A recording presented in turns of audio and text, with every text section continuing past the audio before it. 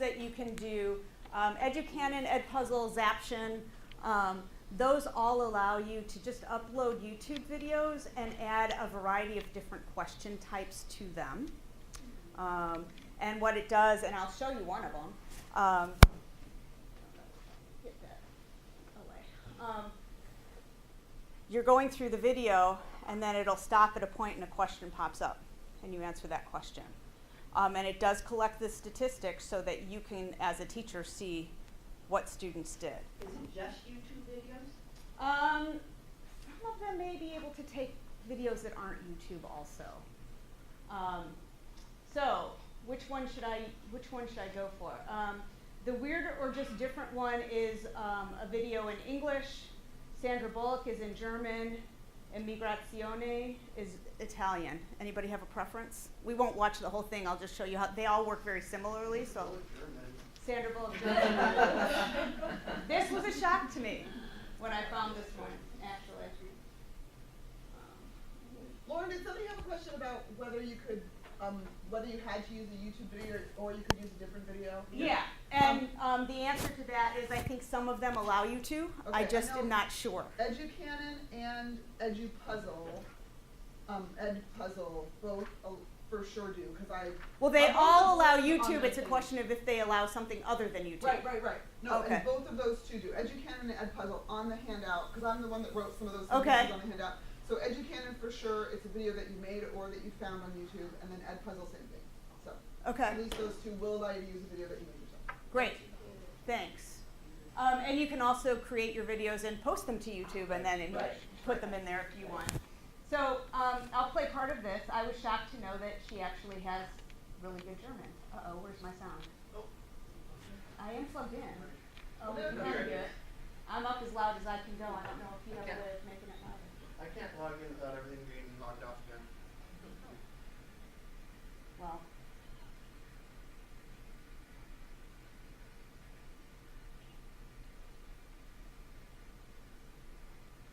There's no way to turn up the volume from here. I'm all the way up on here. Yeah.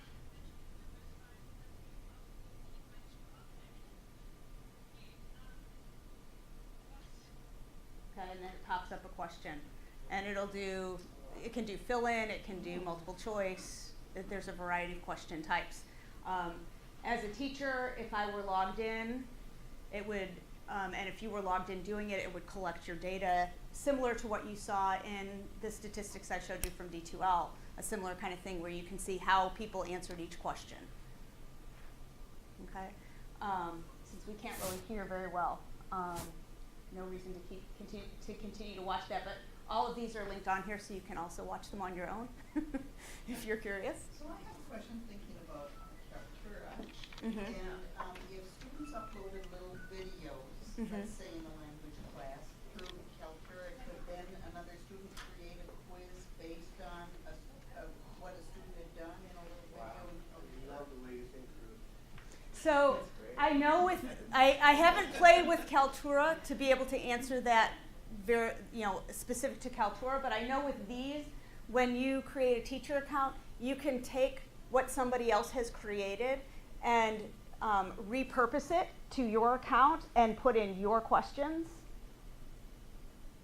or edit the questions that were already in there to be your questions, and then use it for your students. So that's how all of these work. I don't exactly know about Kaltura.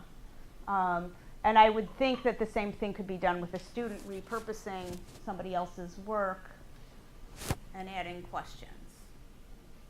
Okay? So these are all free because I believe in free and I believe in easy to use. This EduCreations example is actually, that one doesn't collect data. Okay? And what it does is basically you create your lesson, and it has built into it a concept check that's very personal to the student, but you're not, as the teacher, collecting data on how they did. So let me play part of this really quickly. What I really liked about this example, which is in Spanish, is that you can see how it moves the student through to slightly higher skill levels. So that what they're looking for is what does she do, and she cuts the grass, and it goes through this series of vocabulary. What is she doing? She's making a bed, and so forth, and it teaches you a bunch of vocabulary, and then it jumps to which one is it, basically. Lava la ropa, which one is washing clothes, which one is, washing plates. And it gives you a second to think about it, and then it circles the right one, so in your own head you're deciding ahead of time whether you know it or not, and then it goes to another slightly higher order thinking of, is it right or is it wrong? Is she taking the trash out? And then they give you that picture, and the answer is no, she's not. So you as the teacher don't know how your student did, but it's up to your student to say, do I get this or don't I get this? Okay, so there's no statistics behind it. So they're basically self-quizzing themselves. They're Right. Clicking a box. Right, and doing it. exactly. But it's still teaching vocabulary but it's a very personalized thing. Blubber is similar to that previous one, only it's actually got a timer on it.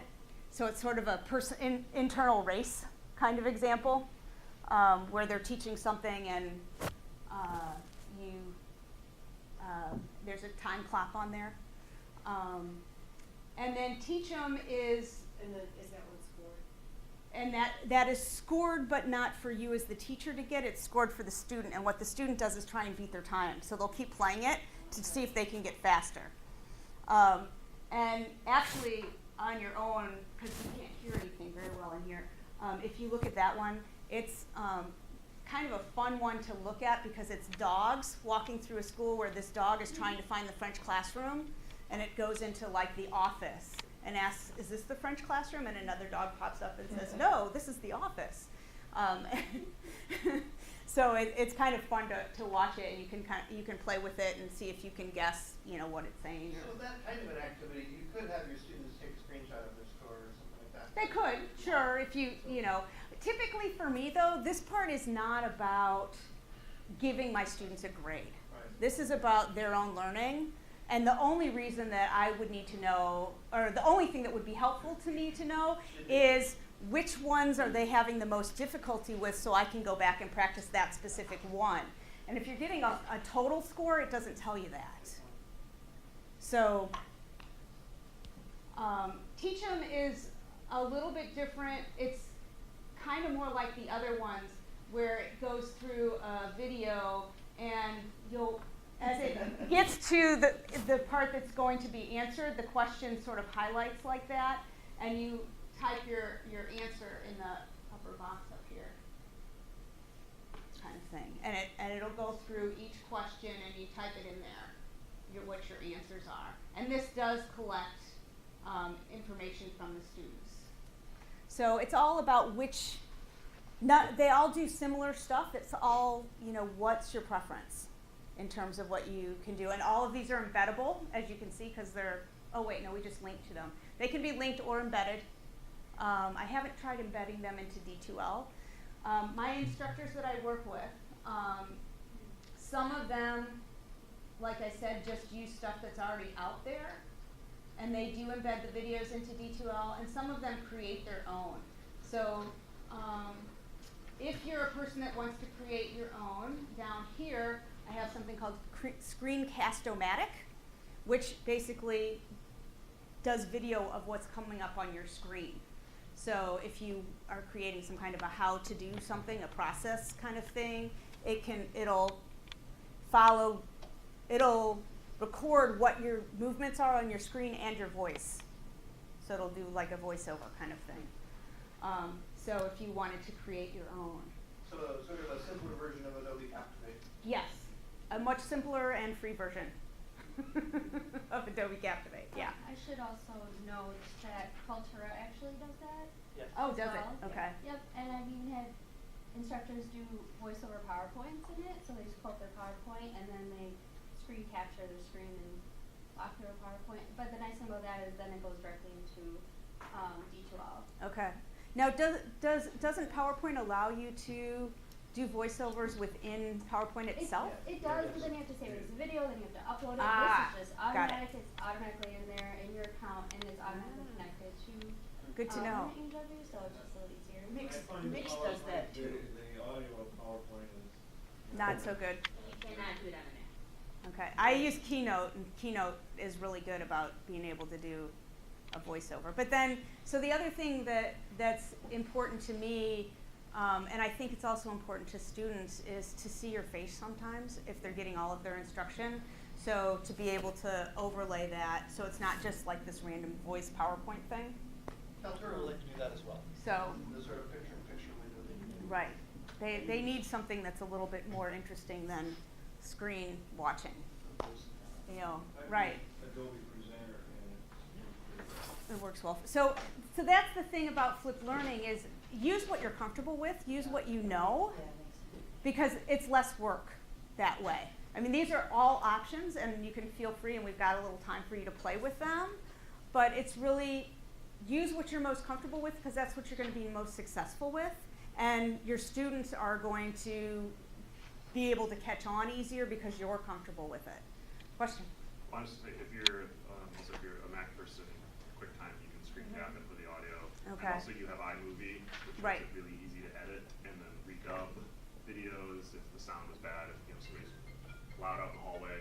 Right. Phone accidentally rings while you're recording. Well, but that That's what I use. personalizes it. I wonder if throwing your cat off the desk while you're recording is sort So- of personalization. Instructor present. We talked today about planning some available in sneezes. D12. Do you know what might be available in Google? I think everything, all of them, it's going to be the same because these are just, so what happens with these tools is you're actually recording and saving the content onto the EduCanon site. They're in the cloud, and then you take the embed code and so anything that you can, any CMS that you can embed something in, like Moodle or D2L, these would work fine. But you were talking about D2L having the concept check kind of thing. I was wondering if Google had something similar. Oh, I think Moodle has a quizzing of some kind in it. They It do. should. But I haven't gotten to it yet. They do, and they actually have a new survey type of tool that was created here in campus. And I haven't used it very well either, but it's pretty cool. Yeah, I think pretty much all of those content management systems have some kind of built-in quizzing Oh, yeah. feature. So, Back to his question about how you get kids to engage in this. I teach in the farm and industry okay. short course program, which is a certificate program, which is a very unique population of students. And what they don't know, starting in 2 weeks, is they're going to be a lab for trying some of these. Okay. Because they're used to just going in every day. It's an archaic system and we're working to change it, but they come to class every day and they're used to instructors who just kind of sit up there and go like Mhm. this. So I'm going to have a lot of carrots Mhm. and sticks to try and convince them that we're going to make this work. And so in the spring, I'll come back and say, did I get them off their duffs or didn't I? Because they don't like to do anything different because that's not what they're used to. Right. And they I find would out- love to help you with that as you're going through it, if you'd like. That would be great. This is teaching them, see, I'm teaching science. That's fine. So and we keep it pretty rudimentary, it's more like a survey course. Right. But I want to learn how some of these things can work because we have a department who doesn't think any of this. Right. Right. And Because so they. I am constantly trying something new, and it will be very interesting to see if, when we get to the end, I just want them to have seen that there are not only different ways to learn, but different ways to look at things. Right. They don't need to remember what photosynthesis is, they They just need to know know that it is. Right. Right. So, Eileen, I know that there was one of your instructors in short course that took the blend program, economics.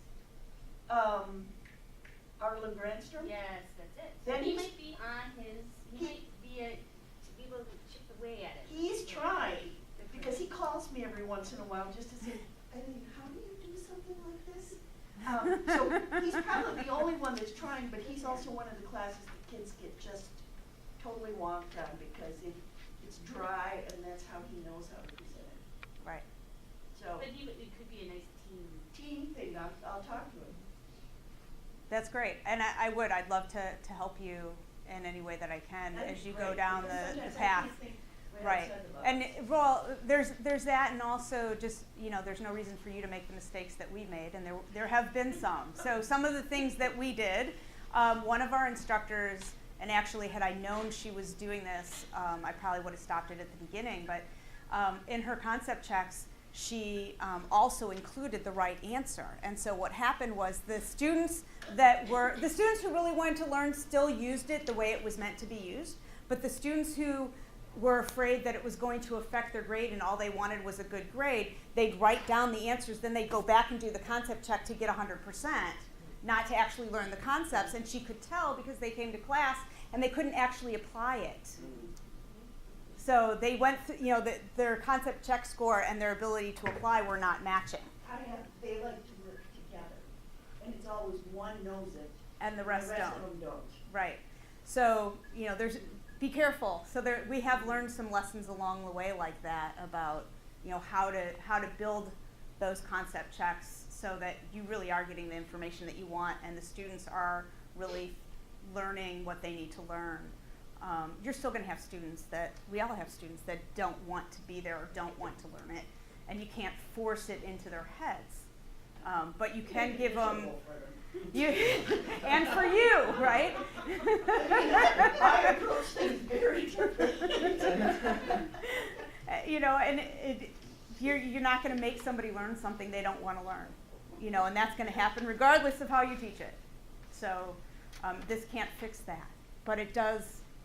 It's done a ton for us as far as getting students farther along with the language and really being able to use the concepts in ways that they couldn't before, which has been exciting. And to ask real questions in class that are meaningful, where that you can tell that they really didn't understand something. So. I think I have the volume up, not on the main screen. So if there are any that you want to show, or if there are any that you want to see? Yeah, we can do if that. there's any that you'd like to see in particular. Otherwise, any other questions? So I have a question, which is, Sure. so a lot of the material I have is audio, not video. Yep. And I'm wondering which of these things work with an audio track. Like the idea of having them listen and then stop and Partway through. and talk about what it was that they just heard. Are there any that do that? You can upload slides. Yeah, What if I don't want to upload slides? Make them all blank slides then. I haven't tried to upload just an audio,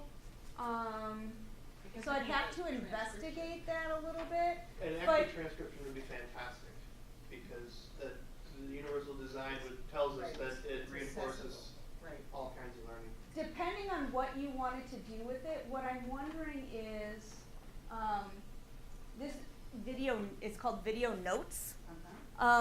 It's in, well, though it wouldn't force them to, what Video Notes does is it's built into Google, and it allows students to take notes as they're watching something, or in your case, as they're listening to something. It wouldn't necessarily tell them where to take the notes.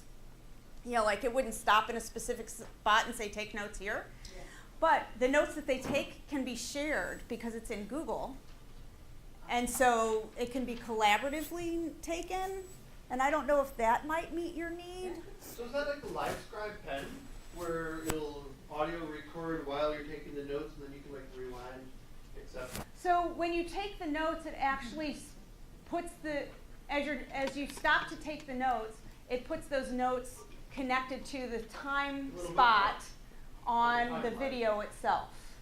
So you can see, oh, they got this out of this spot, kind of thing. And it just stays with the video if it's linked in your. I guess if we're looking Yeah. at the website now, and it looks like you can connect it like with Google and share Right, it's all shared through Google. It's called video notes? It's called Video Notes, and it's right towards the bottom, I guess, of this list, or midway through this list. It's a Chrome I guess. extension as well, right? Yeah. It's like it's on the App Store Yeah. or Play Oh, Store. I see, okay. Now, I don't know if that falls into the category of supported Google tools or not. And we don't support any extensions officially, but Okay. unofficially. Exactly. So, I don't know if I know that's not exactly what you were asking. Right, but it's very intriguing. So, right, exactly. And I have to say that unfortunately on Monday, I have to be in Oshkosh, so I can't be at the little group thing, the chat thing. But I'm happy to chat with any of you at any time about this outside of here, or if they want to have another chat thing. So your assignment as participants is to now go home, try these, bring them in their class, then come back and present on the individual tool what you tried and what happened and all of that sort of stuff. Because we're looking for people for next year, so be those people. I'm thank L. you, Rosen Lauren. at Whisk, so feel free to email me. L. Rosen at Whisk, Yeah. yeah, okay.